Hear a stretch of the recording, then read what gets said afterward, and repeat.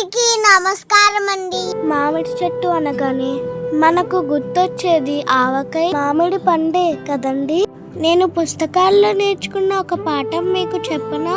మట్టిలో పడ్డ ఒక చిన్న టెంక మెల్లగా మొలకెత్తి మహావృక్షమై చిగురు తొడిగి పూత పూసి కాయ కాసి పండడం వెనుక ఎంత పెద్ద జీవన చక్రం దాగిందో మనం తెలుసుకుందాం. పుస్తకాల్లో చదువుకునే సీడ్ జర్మినేషన్ అంటే ఇదే అండి.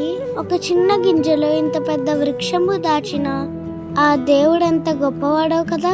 ఈ సృష్టిలో ఉన్న పంచభూతాలు ఈ చెట్టు జీవనానికి ప్రముఖ పాత్ర వహిస్తాయి.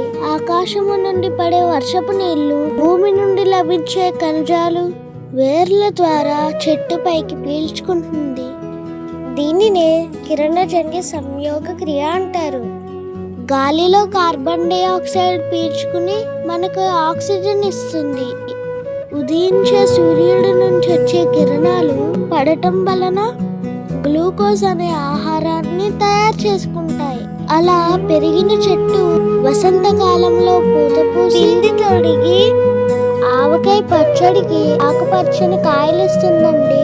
అన్నదాత అహర్నిశలు పడే కష్టములో మెల్లగా ఈ కాయ పండి పసుపు రంగులో మారి నోరూరించే మన జిహ్వకు మధురంగా మారుతుంది. టెంకగా ఉన్నప్పుడు మట్టిలో నలిగి, మొక్కగా ఉన్నప్పుడు ఎండను వానను తట్టుకుని ఓర్చుకుంటే భవిష్యత్తులో మామిడి పండుల సమాజంలో రాజులా బ్రతకొచ్చు. మామిడి చెట్టు కథ ద్వారా మన జీవితానికి ఒక గొప్ప పాఠం.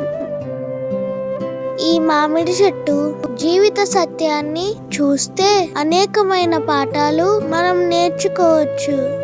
ప్రకృతికి దగ్గరగా ఉండి ప్రకృతిని ప్రేమిద్దాం, పర్యావరణాన్ని కాపాడదాం. జై Kisan. Thank you for watching.